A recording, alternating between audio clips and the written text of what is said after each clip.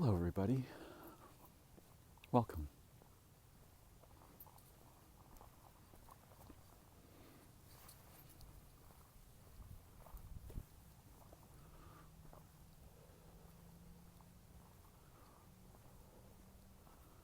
Sleep is a wonderful and rejuvenating blessing in our lives. And dreaming, too.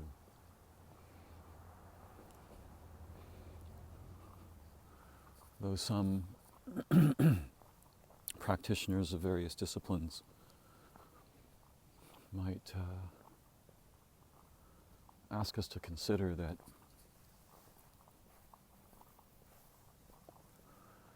dreaming is a sign of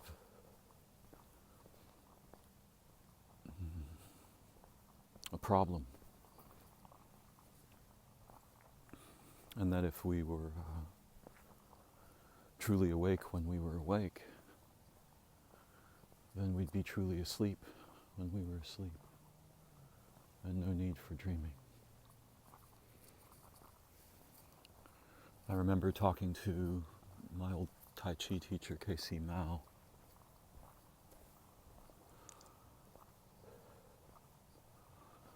and I was very curious what his dreams were like, but he said he did not dream.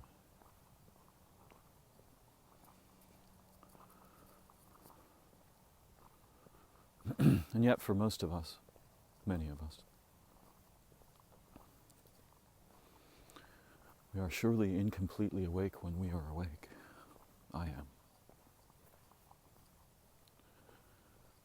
Like common people, one might say metaphorically that I'm sleeping through my life.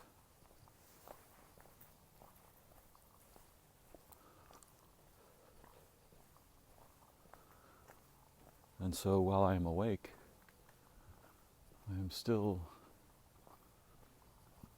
incompletely present. Only partly here.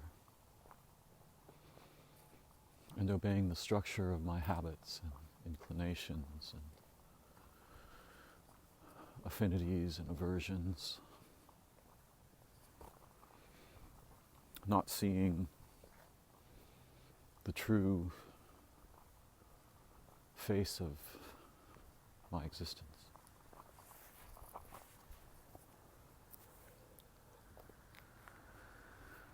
And that's okay.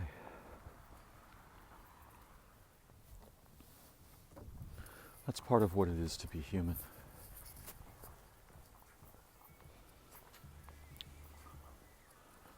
Some of us are born with gifts and vulnerabilities and weaknesses and such. Perhaps we all are. It seems like we all are. And yet, when we think in generalities, the face of the moon is hidden by our first moves in thinking and habit and such.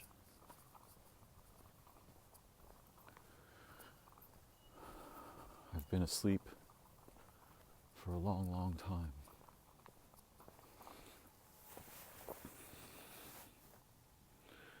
But I've experienced moments or even spans of time in my life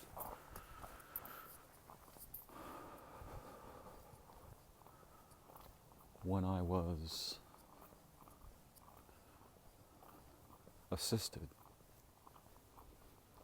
in awakening while I'm awake.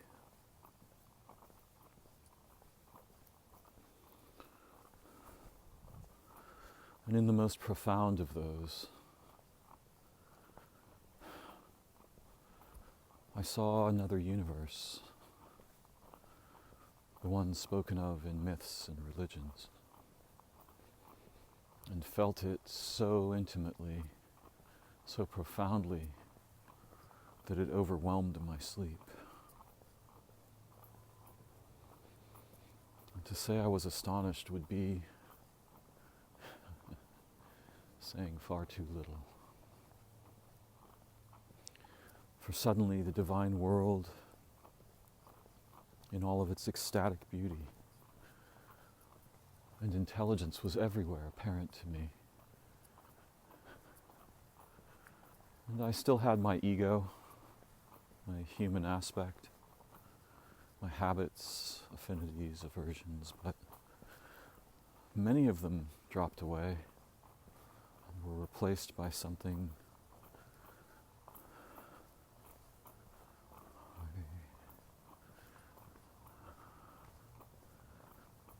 I would call insight.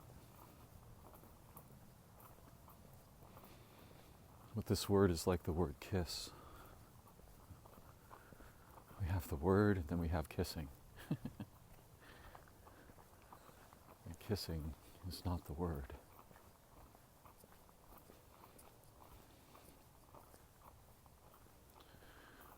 So I'm reflecting tonight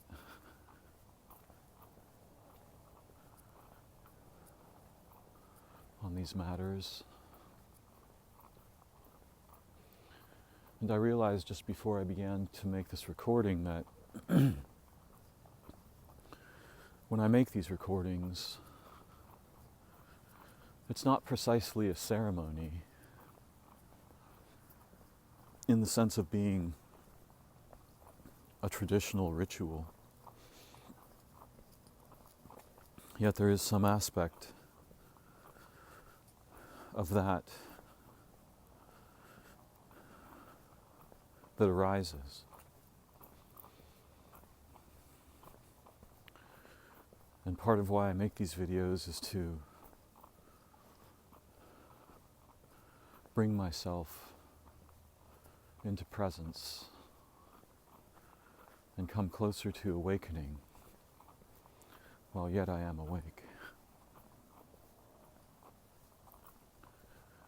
The aspect of myself that rises to prominence when I make these recordings is sacred to me.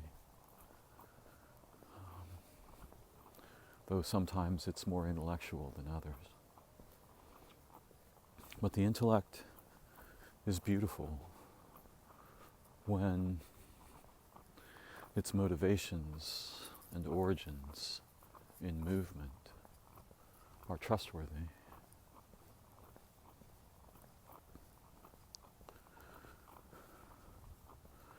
And of course, what I mean by intellect here is an array of faculties, not one thing. But there I go, being intellectual and concerned about the failings of language, one of my most common concerns and habits. The air is cool and soft, the moon is bright and huge. All these old trees that I must have passed 1,000 times in my younger life are alive. I'm sorry. Didn't mean to startle you. You okay? Yeah. Cool.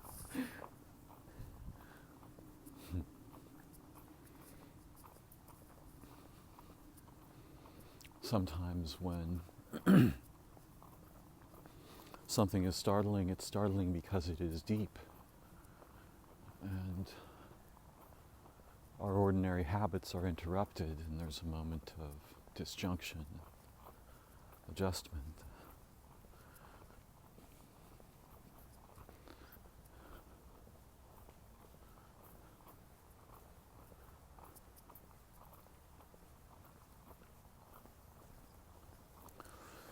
So, many of us, much of the time, when we are awake, we are still sleeping. We are dreaming the dream of the commonplace world. And some people would use the word ordinary, not unjustly, but the truly ordinary, I think, is actually the world that is kept secret from us. The divine world of origin and intimacy and ecstatic communion wonder, awe, intelligence, insight, awareness. And we are trained to think of these things as supernatural. But if we have that backwards, and I think we mostly do, not many of us, the commonplace world is anti-natural. And so in its sense, not natural at all.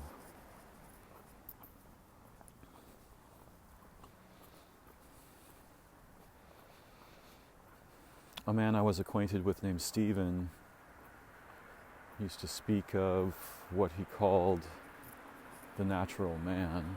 Of course, Stephen was a man,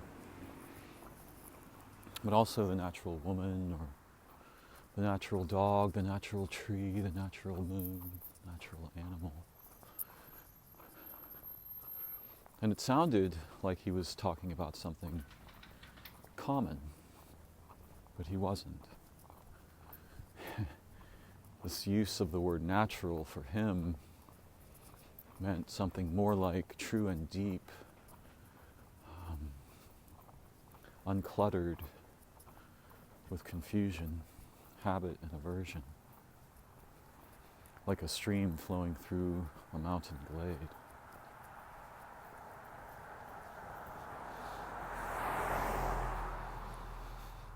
He was quite a brilliant man, though I knew very little of him. I only encountered him twice. He was a close friend of another friend of mine. He was very heady.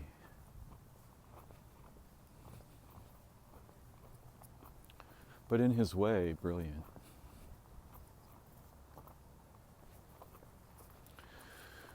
None of that particularly matters. What I wanted to speak about was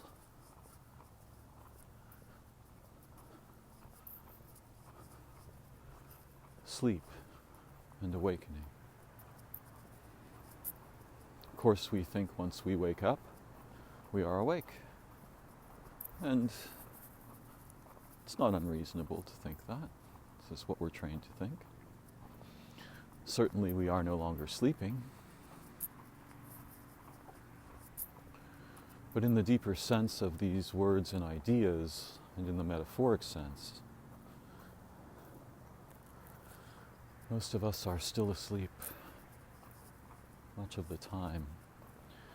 And like dolphins or whales rising to get a breath of air and carry it into the depths, we too occasionally rise beyond that sleep. Something draws us into passionate intimacy or wonder, awe, sometimes even terror. And then for a time we throw off the casket of our ordinary waking and approach the shining brilliance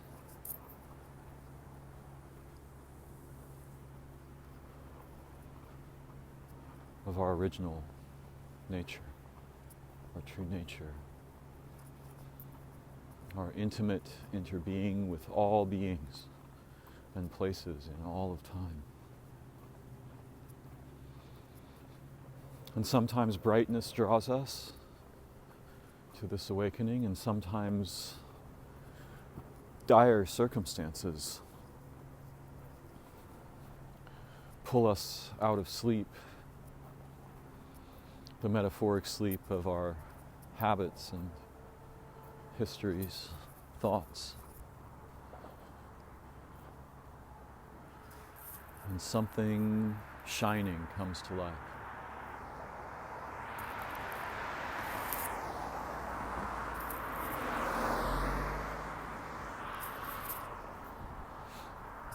Now I am at the big street. It's not very busy. Thursday night, 11 p.m.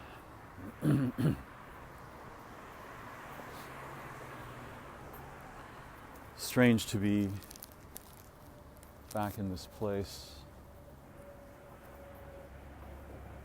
where I spent some formative and dangerous years.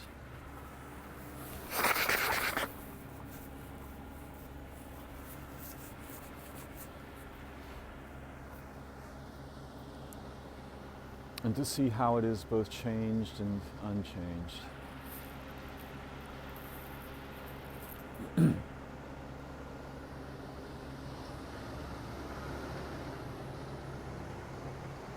Some of the shops that once were here are still here, others are gone. There used to be a ski shop here called Sundance in this little strip mall in Lincoln Village West. That place is gone, but the Ace Hardware store is still there, and the ironically named Temperance Liquors is still there.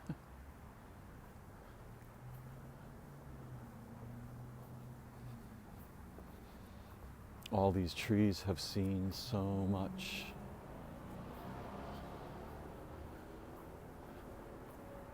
I wonder if they remember me. Of course, I do not specifically remember each of them, but they are so old now. 30 years older, at least. More than that, than when I last saw them. 40, 45 years older. They are good beings, and I trust them. Must be a very vulnerable and profound thing to live all of one's life in a single spot on earth, never moving from that spot, and yet perhaps capable of forms of travel by virtue of their very stillness that we humans have largely failed to imagine, let alone participate in. And now I'm coming to the store that is my goal, so I will pause here for a bit and take up my explorations in a moment. It's funny, I just walked past a mechanical anachronism. Many young folks probably wouldn't even really recognize very well. A payphone.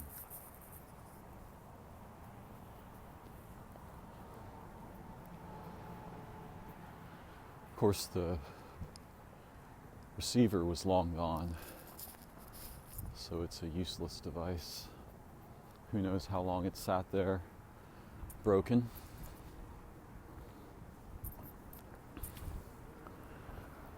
But in my 20s and early 30s, I had a device made by a friend. What is his name? His first name was David. He used to make dream machines, and was quite an unusual and adventurous being. And he made me a little box with a speaker in it. It was a hacking tool, and it would allow one to play tones into a payphone.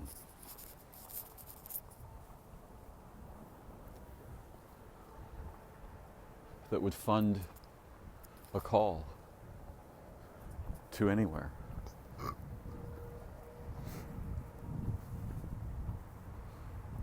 At least in theory. It worked quite well. I didn't use it a whole bunch, but I loved having the freedom of being able to make a call from any corner because long ago payphones were pretty ubiquitous. You could find them everywhere. But that was back before the days of cellular technologies and the internet. Although the internet existed in a nascent form at that time, BBSs and dial-up modems. It was a great toy, but one day it stopped making the sounds. And even though I replaced the battery, it seemed that the chip that he had programmed in the device no longer held its content.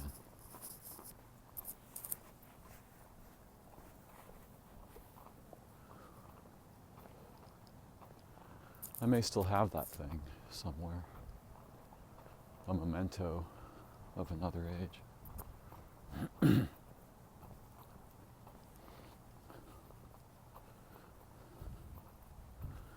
If my talk this evening seems to meander, it's natural. I merely wanted to reflect on the strangeness of waking up from sleep and finding ourselves in other forms of sleeping.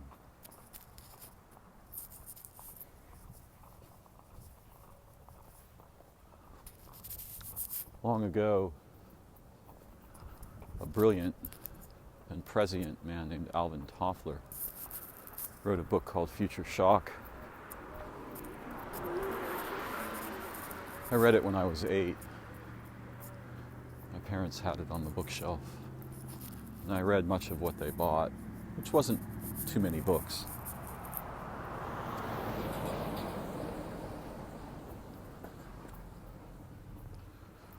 He spoke of the coming waves of technological and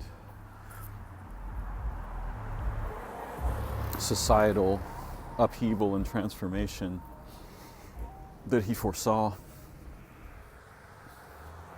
and how eventually we would all, or most of us, succumb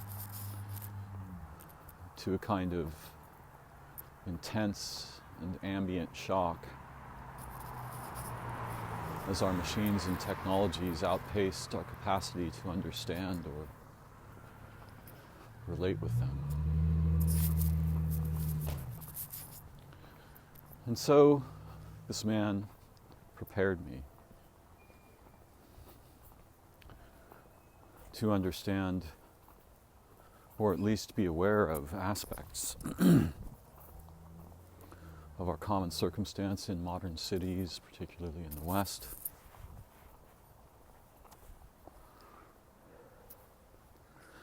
Where we would fall into deeper and deeper forms of sleep, perhaps in an attempt to escape the gaping maws of bizarre acceleration and the reduction of experience into data, computation, screens, smartphones. When I was a kid, there used to be a cartoon called Dick Tracy that me and my friends liked a lot, and in the cartoon they had wristwatches on which they could conduct video calls with each other and thus be in immediate communication. Seems a great thing, doesn't it? It did back then. But what we use it for is mostly either trivial or terrible or both. And it's partly because those devices have invaded our interiority and our privacy in ways that we would never allow if we were aware of the actual suffering and loss and theft.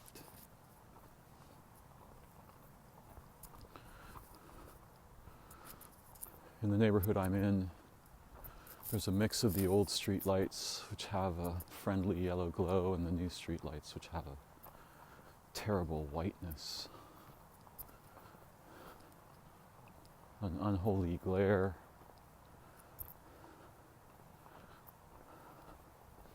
The shadows those lights make are fundamentally wrong somehow.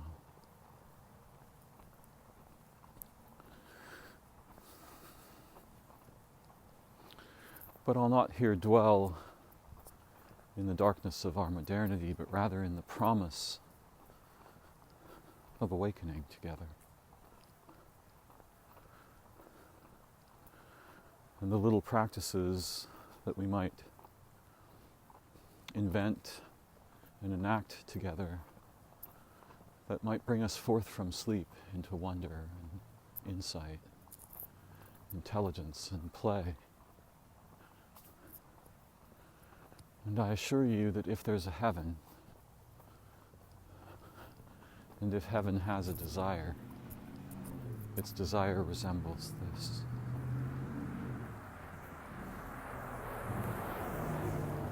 The divine beings, the origin beings, our own souls. How poorly we understand this idea. We think of our soul as some ephemeral attachment to our bodies, when in fact it's the other way around. Our bodies are a relatively ephemeral attachment to our souls. And our souls are not one thing. They are a constellation beyond time-space of profound and ecstatic beauty in a place where there are no things. No objects, in a place where separation is provisional at best, and intimacy reigns supreme.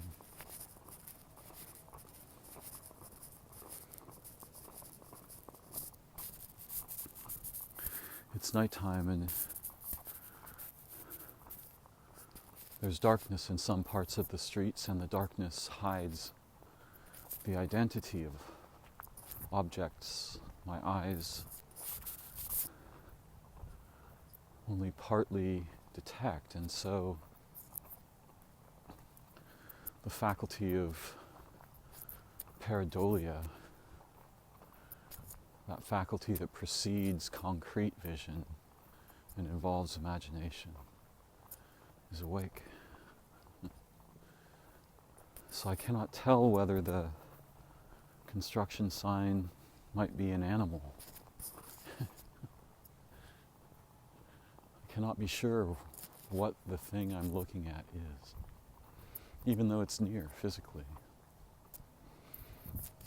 And that's a beautiful relief in a way.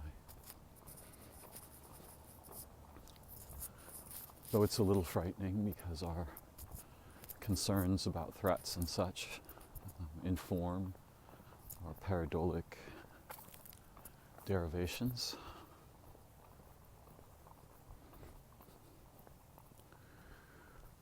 Though I am mostly asleep while awake, I remember awakening.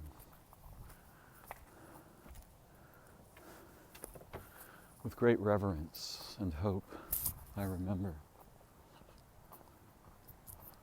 the time in my life when an angel was with me always.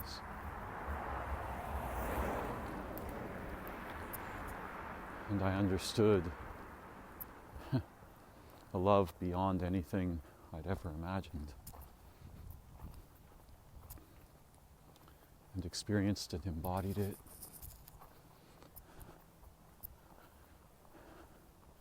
And was flooded with insight and intelligence and impossible senses.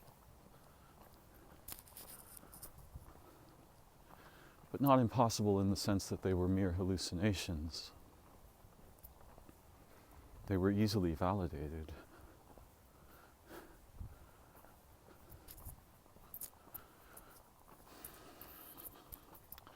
But that time is far past now. And I am older and getting old. And still trying to chase the beautiful phantasms that I remember, and to live up to the gifts I was endowed with, and try to understand how and why such endowments were made. So even in this very dark time, the memory of brightness is with me. And sometimes an accident happens and I'm able to live up to those incredible potentials of beauty and wonder.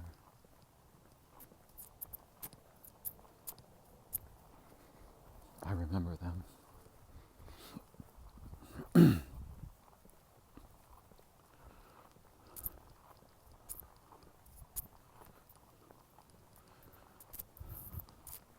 The sky and the world are reflections of something transcendental.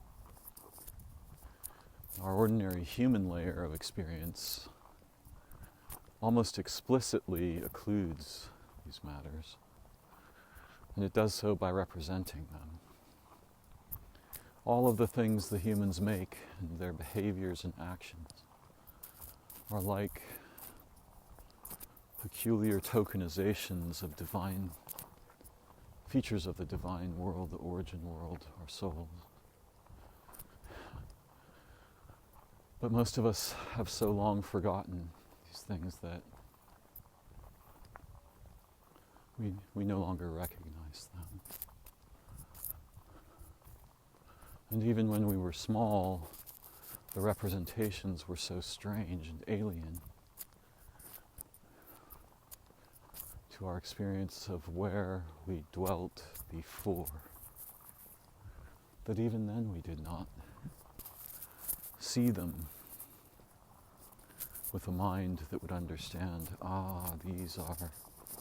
these wheels are representations, these shapes and houses and forms are reflections of something transcendental and more than merely alive.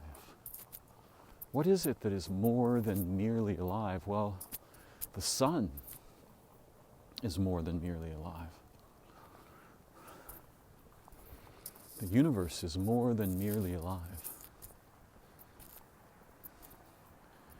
Life occurs as a consequence of the presence of the sun and the earth and the moon, time-space itself, the entire history and future of all beings and places.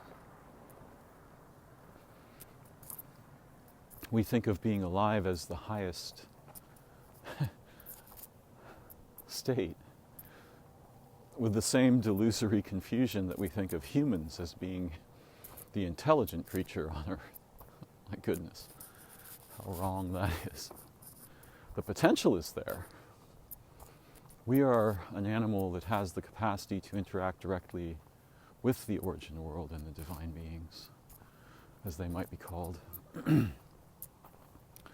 But few of us will have such experience, and those of us who do will appear confusingly to our fellow humans, mostly. And some of us who do, or think we have, are actually delusional. This is, of course, what the common people will think or see. That, this person is just in the grip of a delusion. There is no such thing as divine beings. There's just the physical mechanics of reality, the quote-unquote laws of nature. Hilarious idea that nature is a courtroom and that its principles are laws. A bizarre, impossible thing. Well, I've arrived back at my home, and for now, I will wish you awakening and wonder beauty and play, joy, understanding, companionship, communion. Until we meet again. Bye-bye for now. Thank you for joining me.